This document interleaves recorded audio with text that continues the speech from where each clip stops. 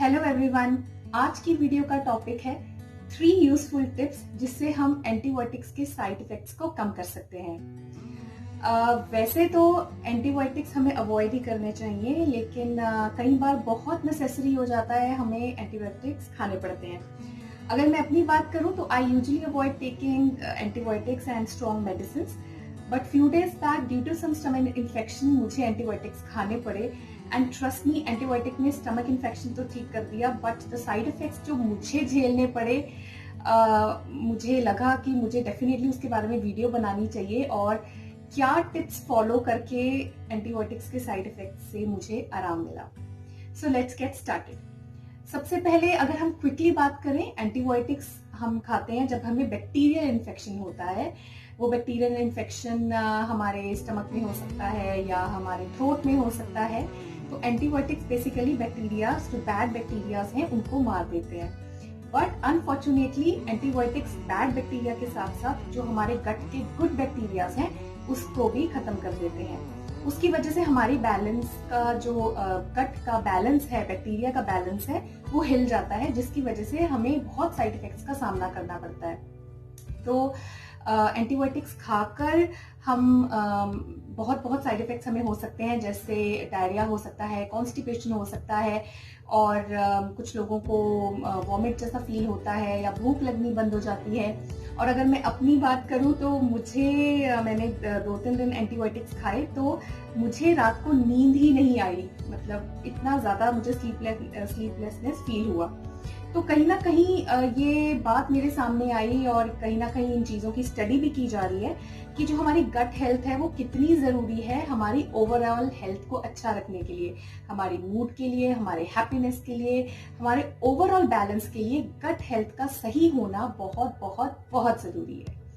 तो बात करते हैं उन 3 यूजफुल टिप्स की जो हेल्प कर सकती हैं हमें जब हम एंटीबायोटिक्स खाते हैं उनके इफेक्ट्स को कम करने में। तो सबसे पहले, जब हम एंटीबायोटिक्स खा रहे हैं, जैसे मैंने कहा, एंटीबायोटिक्स बैड बैक्टीरिया के साथ साथ गुड बैक्टीरिया को भी खत्म करते हैं। तो इट इज वेरी इंपॉर्टेंट कि हम प्रोबायोटिक्स खाएं।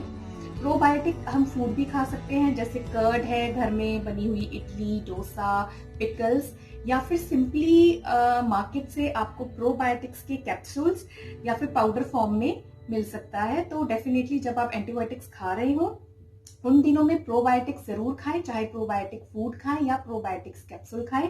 और इनफैक्ट एंटीबायोटिक्स के कोर्स खत्म होने के बाद भी कुछ दिन प्रोबायोटिक्स को खाते रहें, तो ताकि आपका जो गट का बैलेंस है वो थोड़ा सा रिस्टोर होना शुरू हो जाए।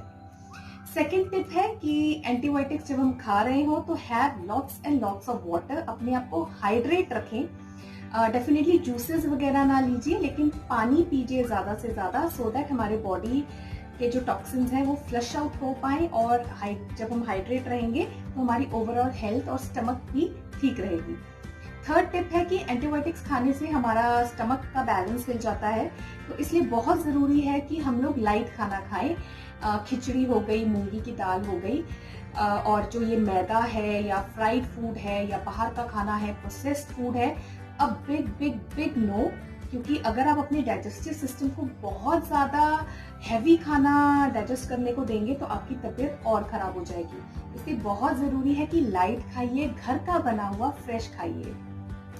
और एंटीबायोटिक्स जब आप खा रहे हैं तो आप साथ में मल्टीविटामिन्स भी खा सकते हैं, सो दैट जो विटामिन बी है, जो आपके गट के बैक्टीरिया प्रोड्यूस करते हैं, वो भी प्रोड्यूस होते रहें। तो जो डॉक्टर आपको एंटीबायोटिक्स प्रिस्क्राइब कर रहे हैं, आप उनको मल्टीविटामिन्स और प्रोबायोटिक्स को भी प्रिस्क्राइब करने को जरूर बोलिए।